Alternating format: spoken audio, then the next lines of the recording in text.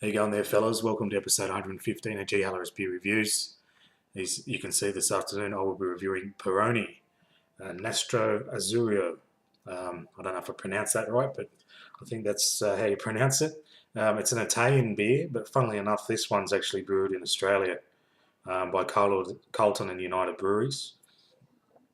Yeah, so it's brewed under license, or under supervision, it says in the license. So it claims to be the same brew as you'd get out of Italy, but yeah, I'm going to tell you straight up now, it isn't. I don't think it is. Well, I've had it before a number of times. It's not bad, but let's we'll talk about more of that in the review. But yeah, it's just something not quite the same as the stuff you get imported, I reckon, anyway. But I'll talk about that a bit more as I go through it. As you know, I just said I had a few of these, so and over the years I have as well. The stuff that's brewed here and brewed overseas. Anyway, so nice looking bottle though. Comes in 330 millilitres at 5.1% alcohol by volume. I've actually got the Peroni glass today as well, so authentic as it can be. Now let's get the pour going. Okay, it's coming up nice.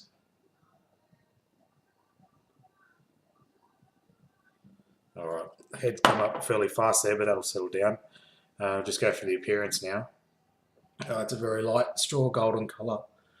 Yeah, it looks quite fresh, typical of your lager sort of colour. Probably more leaning towards the lighter side of a lager. If you can think of a scale of lagers, this one's definitely on the lighter side. Yeah, it's a real light straw colour. I'll just get a bit more of this in. Alright, smell. I'm picking up a nice hop, zesty smell. It's definitely, I wouldn't say it's floral in the sense of like flowery, if that makes sense, but it's definitely got a little bit of a hop sort of zing there. Sort of zesty, probably more citrus than anything else. Sort of like a lemony sort of citrus smell.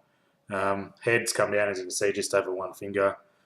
It's a clean head, quite thin though. It's not a thick head. The bubbles are quite large, so I'm guessing this will probably die down quite a bit by the time it finishes. Anyway, the most important part, taste test. Cheers, fellas.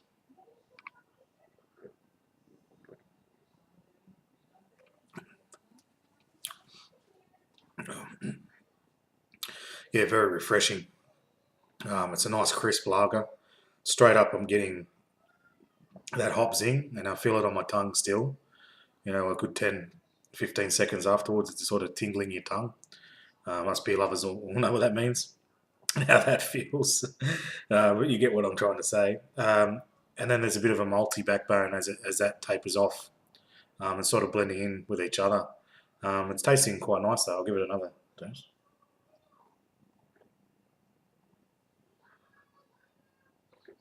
Yeah, very refreshing. Like, again, I say this with most lagers I know, but and that's what they're designed to be like. But particularly, for thirst quenching, light, um, refreshing beers. And that's exactly what this is. It's got a nice zesty zing to it though. It's a citrus sort of hoppy. Like I said, it's leaning towards like a lemony sort of zest, if you can describe it like that. And then a nice malty finish. Yeah, it's not too bad. As I said, this is the Aussie one. Probably repeat myself a bit there, but just to give it some context, I just don't think it's as good. Like, it's pretty close, but there's something about that. The one you can buy them in long necks here, particularly at Dan Murphy's and some other. You just be careful because I don't know if the Aussies actually brew the long necks. So I think most or all the long necks you get here, the tall bottles, are actually from Italy. They're imported.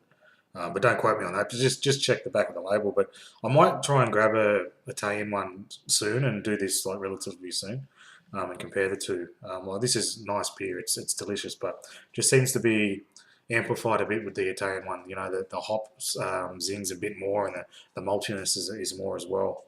But yeah, it's pretty close. Like, and obviously they're not going to give their name to something that's not even close to the original, but yeah, that's the way it goes now. A lot of brews, I'm not sure if you're aware, it happens in Australia a lot. they're brewed under license, so an Australian brewery will get the recipe, or I suppose you call it the recipe, and the license to brew a certain beer from overseas, and they brew it here. And sadly, the track record of that is that they generally aren't as good. But yeah, not bad. Price point's okay. It's what your average, upper, what they say, I call it premium, but upper premium from your standard lagers. This sort of fits up above that, or they market it that. Yeah. So, in saying that, one more sip and I'll give it a score.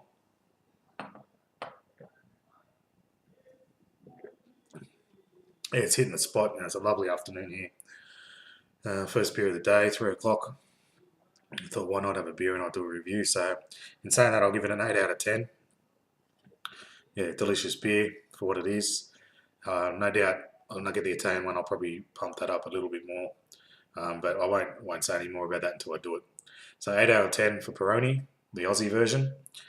Thanks for watching on a G Hello Beer review, and I'll see you in the next one. Cheers, fellas.